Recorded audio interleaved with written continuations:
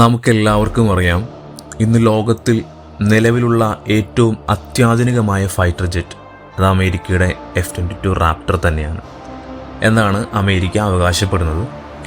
എന്നാൽ അമേരിക്ക 2020 മുതൽ ഒരു next generation fighter jet programme ആരംഭിക്കുകയുണ്ടായി.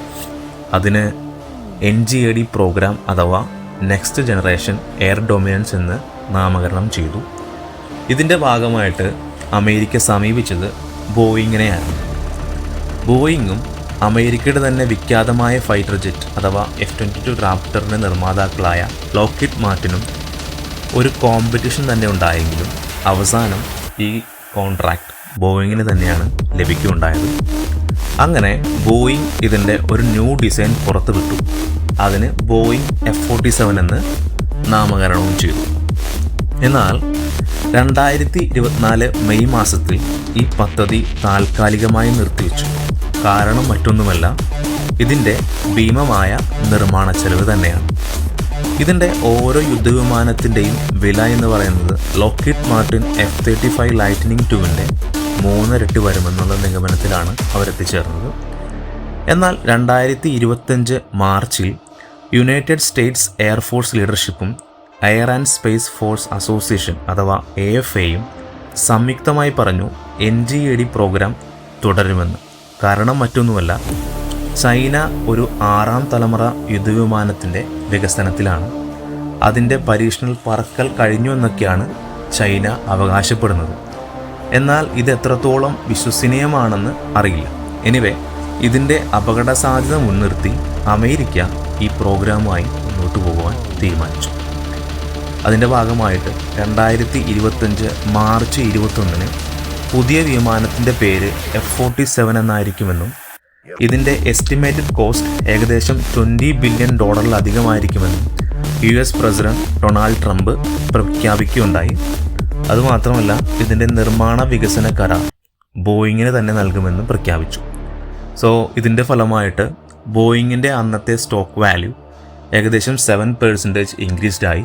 എന്നാൽ ലോക്ഹീഡ് മാർട്ടിൻ്റെ അന്നത്തെ സ്റ്റോക്ക് ക്ലോസ് ചെയ്തത് ഏകദേശം 5.7 അഥവാ കുറവിലാണ് അന്ന് ക്ലോസ് ചെയ്തത്. നമുക്ക് ഇതിൻ്റെ ഡിസൈനിലോട്ട് വരാം. ഇതിൻ്റെ പൂർണ്ണമായ വിവരങ്ങളൊന്നും അമേരിക്ക ഇതുവരെ പുറത്തുവിട്ടിട്ടില്ല. എന്നാൽ ഇതൊരു long range penetrating counter air അഥവാ PCA എന്ന റോളിന് വേണ്ടി ഒരു എയർ സുപ്പീരിയോറിറ്റി ഫൈറ്റർ എന്ന നിലയിലാണ് വിമാനം ഡിസൈൻ ചെയ്തിരിക്കുന്നത്. ഇതൊരു long range air superiority fighter jet ആയതിനാൽ ഇതിനെ ഇടയ്ക്കിടെ റീഫ്യൂലിംഗ് ചെയ്യാതെ തന്നെ ഫ്ലൈ ചെയ്യാൻ സാധിക്കും.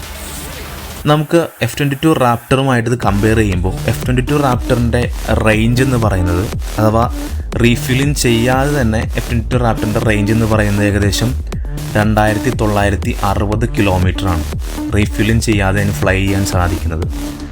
എന്നാൽ ഇതിനേക്കാളൊക്കെ ഒരു പടി മുന്നിൽ തന്നെ ആയിരിക്കും F-47 എന്ന് കരുതപ്പെടുന്നു. പിന്നെ ഇതിൻ്റെ സ്റ്റെൽത്തിലോട്ട് വരാം. ഇതിൻ്റെ സ്റ്റെൽത്ത് ക്യാപ്പബിലിറ്റി നമുക്കെല്ലാവർക്കും അറിയാം, ഒരു 5th ജനറേഷൻ ഫൈറ്ററിൻ്റെ ഏറ്റവും വലിയ പ്രത്യേകത അതിൻ്റെ സ്റ്റെൽത്ത് കപ്പാസിറ്റിയാണ്. ഇന്ന് ലോകത്തിൽ നിലവിലുള്ള ഏറ്റവും അത്യാധുനികമായ സ്റ്റെൽത്ത് കപ്പാസിറ്റി ഉള്ളത് F-22 റാപ്റ്ററിന് തന്നെയാണ്. അതിൻ്റെ റഡാർ ക്രോസ് സെക്ഷൻ എന്ന് പറയുന്നത് about the size of A bare അഥവാ ഒരു കിളിക്ക് സമാനമാണെന്ന് പറയപ്പെടുന്നു. അഥവാ 0.0012 to 0.002 മീറ്റർ സ്ക്വയറാണ്. ഇത് ശത്രു രാജ്യങ്ങളുടെ ബൗണ്ടറി ലൈനും കടന്ന് ഏകദേശം 20 to 40 കിലോമീറ്ററൊക്കെ ആകുമ്പോഴൊക്കെ അവർക്ക് മനസ്സിലാകത്തുള്ളൂ ഒരു ത്രെട്ട് വരുന്നുണ്ടെന്ന്. അതിനുള്ളിൽ F-22 റാപ്റ്റർ തന്നെ അവരുടെ സിഗ്നൽസ് എല്ലാം ജാമാക്കിയിട്ടുണ്ട്. സോ ഇതിനേക്കാളൊക്കെ ഒരു പടി മുന്നിൽ തന്നെയാണ് ആയിരിക്കുമെന്ന് അതിൻ്റെ stealth capacity F-47 stealth capacity ഒരു പടി മുന്നിൽ തന്നെ ആയിരിക്കുമെന്ന് കരുതപ്പെടുന്നു. പിന്നെ അതിൽ യൂസ് ചെയ്യുന്ന ലേസർ വെപ്പൺസ് ഉണ്ടാകും. പിന്നെ artificial intelligence electronic warfare system ആയിരിക്കും ഇതിലുണ്ടാകുക. പിന്നെ ഡ്രോണുകളുടെ സഹായത്തോടു കൂടി സംയുക്തമായി ഏകോപിപ്പിച്ച് ഒരു ഫൈറ്റ് പ്ലാൻ ചെയ്യാൻ സാധിക്കുമെന്നുള്ളതൊക്കെയാണ് ഇതിൻ്റെ മറ്റൊരു പ്രത്യേകത. എന്നിരുന്നാലും 2030 ഇതിൻ്റെ ഒരു മാസ് പ്രൊഡക്ഷൻ ആരംഭിക്കുമെന്ന് അമേരിക്ക അവകാശപ്പെടുന്നു. എനിവേ, നമുക്ക് കാത്തിരുന്ന് കാണാം.